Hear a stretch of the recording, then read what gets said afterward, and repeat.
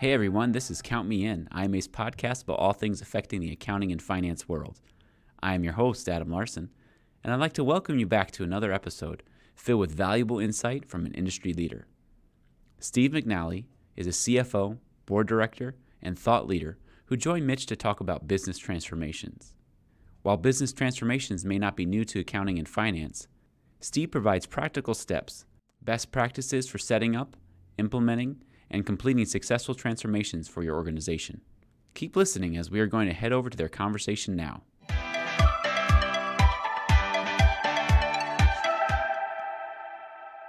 How do you define business transformation? Typically, based on my experience, transformations are big, complex, expensive, time-consuming, and at least theoretically, you hope, should have a significant positive impact. Put simply, I believe transformations are all about trying to change the way you do business, both on a global, enterprise-wide scale, or on one that is more limited. And what is the current nature of business transformations? In terms of current nature, my first remark is transformations have been around for a long time. Maybe the word itself is used a whole lot more, but transformations have been around for quite a while. One of the most typical examples of transformations would be ERP and or software implementations, for example, SAP. I know that's one of the big ones I did in my career. That said, other kinds of transformations include keeping up with regulations, whether a couple of years back, Sarbanes-Oxley, more recently from a finance accounting perspective, the revenue recognition standards, the lease standards, other GAAP changes, and or other regulations. And these kind of regulation changes really force, in some cases, a company-wide change in how they do business. Other typical transformations would include, for example, in-house versus outsourced services type decisions within finance and accounting, for example, decisions around, typical plant finance and accounting responsibilities. Should they be done in-house, or is it more efficient, more effective to outsource and offshore them? And in some cases, is it more efficient and effective to bring them back in-house? Another kind of transformation occurs when there's been a major change in key leadership, whether you're CEO, your CFO, other personnel changes like head of a division. Anytime there's a significant personnel change, it's going to change not just that person and that team, but it'll have ripple effects throughout the organization. Also, there could be outright end-to-end process changes within a company organization. For example, a services company that does engineering work for others might be rethinking its project process flow, trying to optimize that activity. And that really will affect all the different individuals in the company, all the different functions and partners within that company.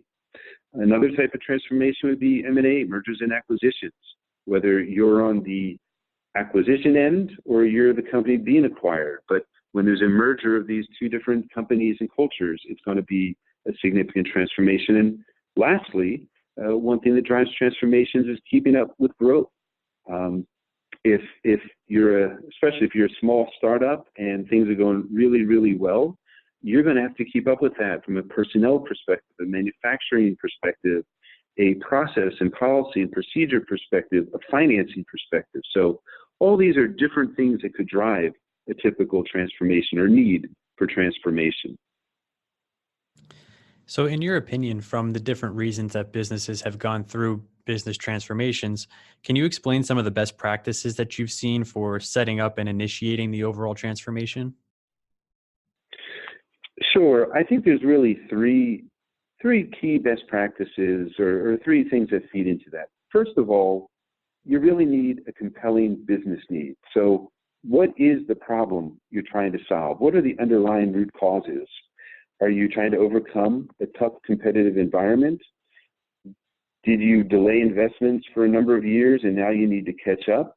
Are there new regulatory requirements? So what is that compelling business need to initiate this transformation? And of course, a transformation requires significant investment in time, in resource, people, and money. So you want to be sure it's the right thing to do. The second thing is your case for change. So you as the leader, you may have the vision, you may know that you need to make a change within your company, within your organization. However, you're not going to get there alone. You need a core team that's going to work with you and day to day make this transformation happen.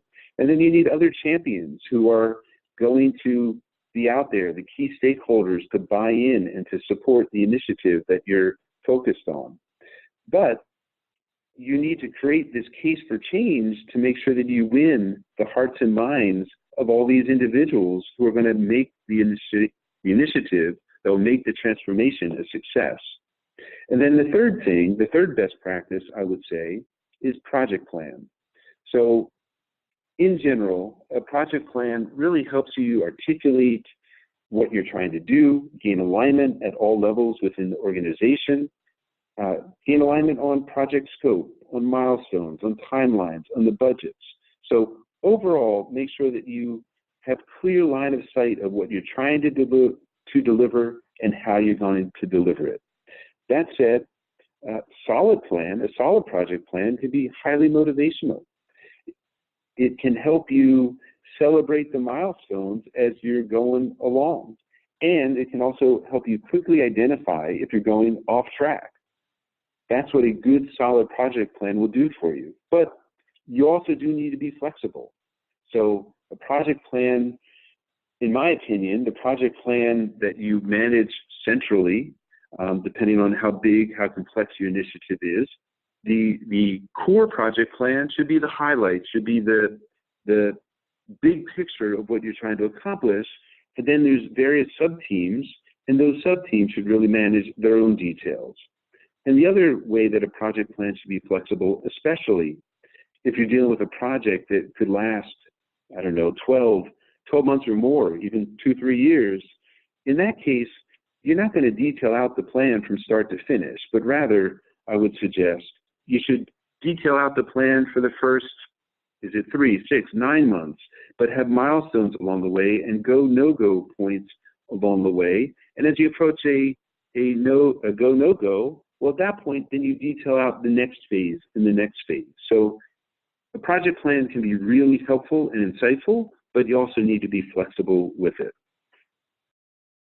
Now, I know a project plan typically incorporates a lot of cross-functional needs and what you need from other departments.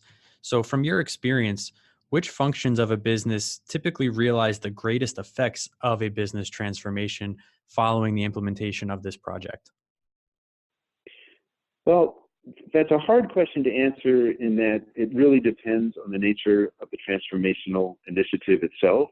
As we said, it could be software implementation, it could be an in-house versus outsourced services type project, it could be impacting a specific function, a specific division, or it could be impacting the entire company. So it really depends what the initiative is.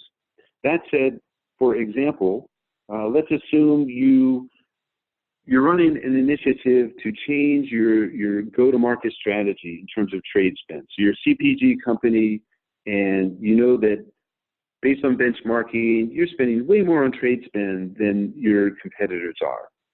So in that case, the core project team is going to be sales related, field sales, for example, and they're going to be the ones that have the direct impact. However, as you roll out that change, it's going to have implications for the support functions as well. So if, for example, that project changes how the field sales organization is structured and or how they fund their customers with trade spend projects, well, then you may need to change your systems, which could impact your IT folks. It could change or impact your financial folks, could impact your HR folks as well. So that's one example where the core is the sales organization is going to be impacted, but the support services as well.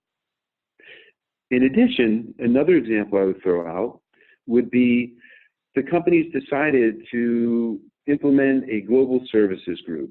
So historically, human resources and supply chain and finance services and market research and other functions, historically, that was all within the respective divisions. But going forward, the company wants to create a global shared services group.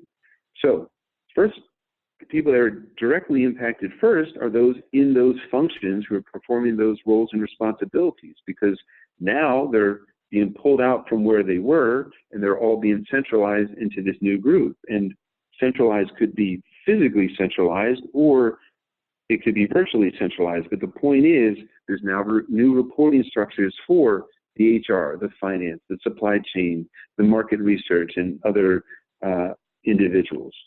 So they're directly impacted. However, this global shared services group is still going to be benefiting and supporting those divisions. So those divisions are clearly impacted as well, those other stakeholders. So, and in those divisions, you'll have maybe a small group of human resource or finance or supply chain or market research or IT folks that are still in the division, but now they need to interact different with those that are in the shared services group. So it really depends on the nature of the transformation, but there's a core group that are directly impacted, but almost always there's going to be support functions and or customers who are impacted as well. And you really need to think through that new relationship. In planning for the overall business transformation, what challenges should an organization expect, or what potential pitfalls do you think they should be aware of? From my perspective, there's really 5 potential pitfalls that could impede transformational success. So the first is neglecting the people. So as we already discussed, your people ultimately will make or break a transformation. You can't get there alone. Your people include that core project team that's making it happen, and the people also includes the cross-functional stakeholders and individuals impacted by the change, and ultimately the people include truly all levels of individuals within the organization, depending on what the change is. That said, your people will be either for or against the initiative. And that's why it's so important that you sell in what you're trying to do up front through that compelling business need and through that really effective case for change. And then as you're working through the initiative and go live with the transformation and, or post go live, you need to be focused on change management. You need to communicate throughout the process. You got to keep those people on board. You got to continue day by day winning their hearts and minds to support this initiative. The second pitfall is that the initiative, the transformation, may be a bigger challenge than anticipated, whether due to poor planning. So if you didn't invest the time up front to really think through what you're trying to accomplish and what it would take to get there, it could be a simple scope creep. I'm sure we've all seen projects where up front you've defined the scope, but then things change and they're just small increments. But when there's 10, 20, 100, 1,000 small increments, all of a sudden that little scope creep becomes a big deal. And or it might be a bigger challenge than anticipated due to unintentional business changes. So unfortunately, the world doesn't stay still. Business is changing. The markets that we play in are changing. And therefore, sometimes we need to react despite our best plans up front. The third pitfall is unexpected roadblocks. So for example, you might have the best team in the world focused on your initiative. However, if a key team member leaves, whether they move to another department within the organization or whether they leave the company outright, that has an impact. Another unexpected roadblock, you might be implementing new software. You clearly defined your requirements, and then the software developer comes back to you days before you expect it to go live to say, oh, we just couldn't deliver it, or we couldn't deliver it timely. And you need to react to that. And then the third thing is new business needs might be identified. So again, business is always changing, and despite our best efforts, sometimes we just need to be agile and react. In fact, more often than not, we need to be agile and react. The fourth pitfall I would identify is the inability to execute. So you might have a great strategy, a great plan, but you might be unable to execute it. Why? Maybe you don't have enough resources, or maybe you have the wrong resources, or maybe you're dealing with poor leadership. But any of those things could cause you not to deliver. And then the last pitfall I'd highlight is the sustainability challenge. So all the time and focus is on that go live, getting there. And how many initiatives have we seen where we do a great job identifying who's going to be impacted? We effectively train them for that go live, and then everyone goes on with their life. Well, unfortunately, people are going to leave, and what's your plan to retrain them? Or requirements are going to change as the business changes. How are you going to deal with those requirements? And or if it's software that you're talking about, upgrades will be needed. Well, who's going to manage the upgrades, and what are the implications of that? So you're really, if you're not careful, the sustainability challenge, you've done a great job, made this great investment, but then you're going to be burned in the long run because you don't adapt accordingly. So to sum it up, there's really 5 key pitfalls. Neglecting your people, the challenge is bigger than anticipated, you identify unexpected roadblocks, you have an inability to execute, and the sustainability challenge. What are the keys to a successful transformation? In my opinion, there are 7 keys to a successful transformation.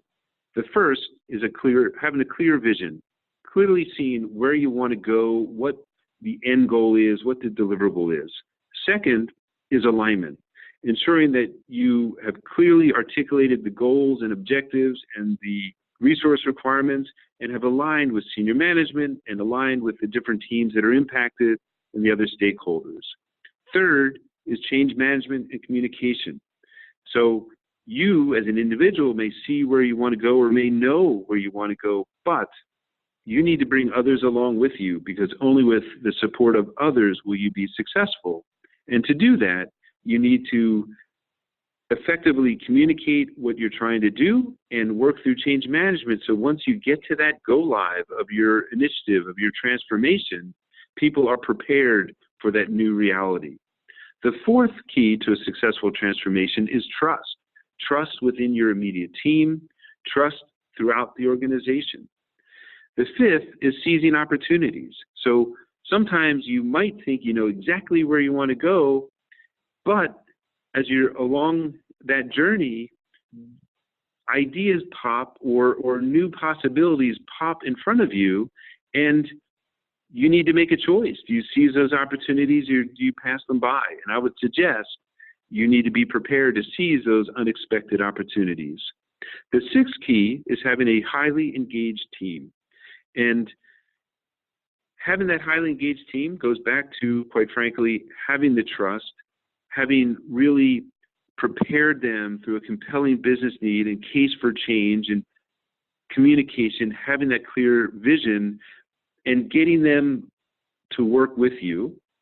And then the seventh key is having a continuous improvement mindset. Always being open to the belief that you're never there completely.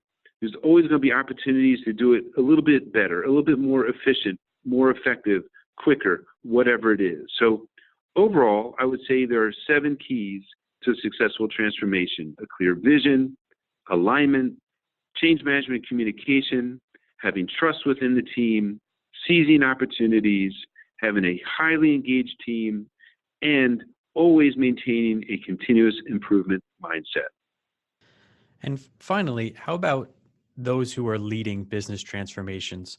Which skills are most valuable, and how do you think a person or a leader can develop and apply these skills?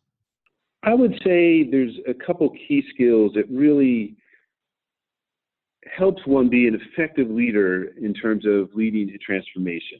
So first is being an effective business partner, especially as a financial person. If you're the financial leader on an initiative or the outright leader of an initiative, but you're the CFO or the finance director taking that role, being an effective business partner is first and foremost. Second is general business acumen. The more you know about your business and the operations and the environment in which you work, the more effective you'll be in defining the case for change and the compelling business need, and leading the project throughout to go live. The third thing is strong communication skills.